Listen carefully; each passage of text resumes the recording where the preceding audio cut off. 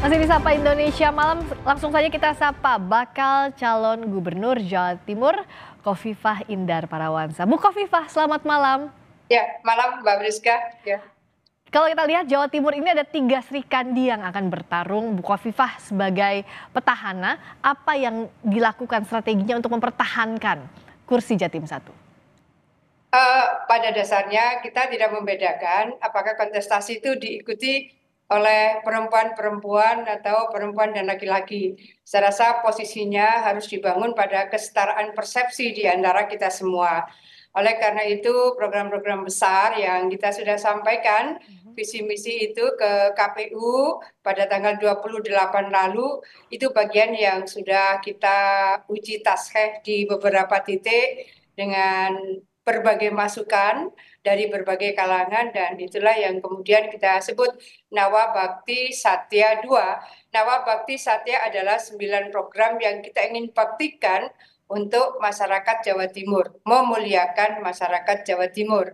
Ada beberapa penajaman memang, jadi ada ini oleh KPU sebetulnya sesuatu yang tidak bisa kita terangkan secara detail, tapi intinya bahwa di Nawa Bakti Satya 2 adalah program yang kita ingin baktikan untuk memuliakan masyarakat Jawa Timur.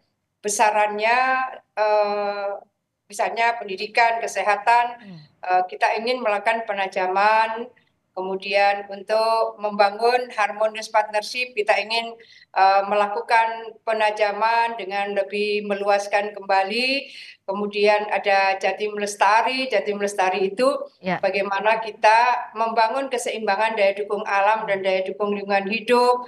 Kemudian ada Jatim Akses, ini untuk membangun konektivitas dan membangun keberseimbangan di antara Jawa Timur bagian utara dan selatan. Jadi pembangunan ini harus dilakukan secara spesifik karena memang ada kondisi-kondisi lokal yang memang harus didorong di Jawa Timur bagian selatan, dan bagaimana sumber yang dimiliki oleh Jawa Timur bagian utara, terutama income generating mereka sudah jauh lebih tinggi, maka kita ingin membangun keberseimbangan yang bisa memberikan keadilan dan kemakmuran yang relatif lebih seimbang, lebih merata di antara utara dan selatan. Ya, untuk menggolkan visi misi ini, Bu Khofifah, tentunya kan butuh mesin politik yang kuat untuk merebut Jatim 1.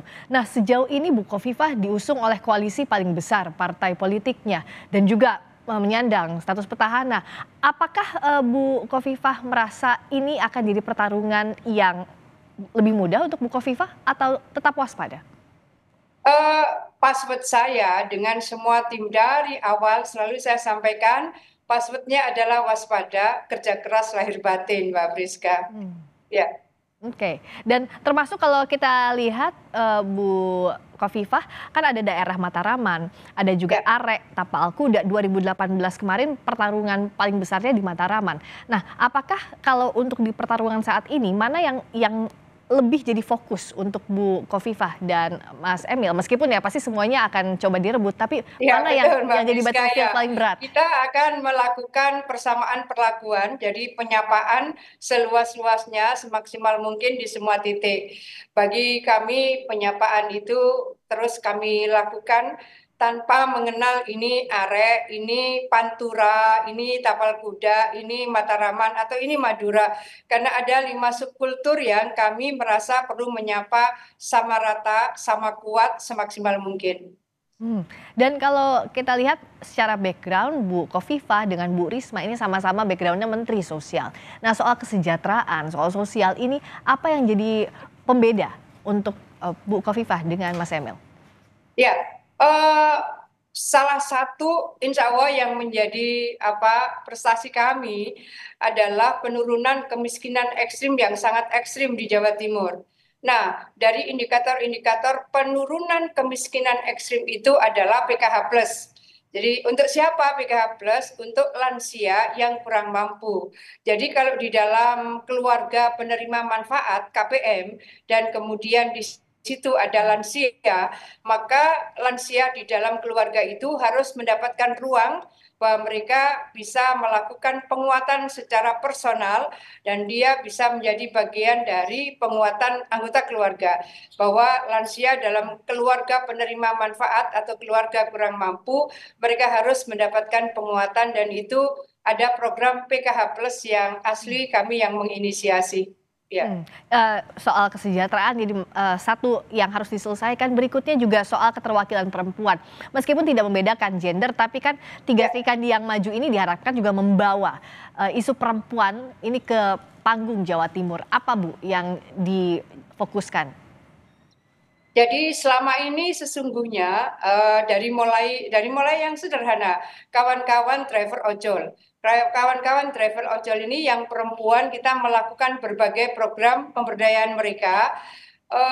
Tiap Kamis sore mereka kumpul, kemudian mereka mendapatkan penguatan baik secara psikologis, secara fisik karena ada jujitsu di situ dan juga ada vocational training untuk mereka. Relatif ini sudah berkembang tidak hanya di Surabaya, tapi di Gresik, di Malang, di Jember, juga di Madiun. Sudah cukup banyak program ini kami replikasi. Kemudian program bagi pelaku UKM. Jadi kalau kami melakukan pemberdayaan ekonomi, sesungguhnya kita menginisiasi melalui Bank UMKM Provinsi Jawa Timur, yang itu sesungguhnya sebagian besar penerima manfaatnya adalah perempuan. Ini program Kukesra, kredit usaha sejahtera dari Pemprov Jawa Timur yang maksimal mereka bisa mengakses 50 juta tanpa kolateral dengan mereka menyampaikan, artinya dari keuntungan mereka itu mereka memberikan insentif paling besar 3%. Jadi per tahun 3% per tahun. Jadi ini sesungguhnya memudahkan mereka untuk mengakses karena tanpa kolateral dan kami berharap bahwa ini salah satu cara untuk membebaskan mereka dari jeratan rente. Jadi ada program-program yang secara spesifik memang kita lakukan, terutama untuk perempuan pelaku UMKM di Jawa Timur. Ya, Bu Kofifa, apa PR yang masih harus dibenahi dan terakhir bagaimana juga meyakinkan warga Jawa Timur? Ya, insya Allah kami selama 5 tahun melakukan berbagai program untuk perluasan kesejahteraan masyarakat, penurunan kemiskinan, peningkatan kualitas SDM di Jawa Timur, dari berbagai prestasi SMA di Jawa Timur yang sudah bisa diterima di perguruan tinggi dengan dan tanpa tes 5 tahun berturut-turut selalu tertinggi. Ini akan menjadi modal kita untuk menyiapkan SDM berkualitas yang kita persembahkan untuk Indonesia Emas 2045. Sangat sering saya menyampaikan bahwa 2045 harus kita jemput dengan SDM yang berkualitas dan itu artinya bahwa VVIP kita adalah anak-anak SMA, VVIP kita adalah anak-anak yang mahasiswa yang baru memasuki masa penerimaan mahasiswa baru. Saya menyebut mereka VVIP, very very important person, karena mereka lah yang harus kita bangun tidak hanya academic achievement-nya, tapi juga integritas dan karakter sebagai warga bangsa yang baik. Baik, terima kasih Bu Kofifa Indar Parawansa. Sebelumnya di sesi sebelumnya ada juga Lulu Nur Hamidah dan kami mengundang Tri Risma hari ini tapi belum bersedia hadir. Terima kasih sekali lagi Bu Kofifa Indar Parawansa telah bergabung di Sapa Indonesia Malam.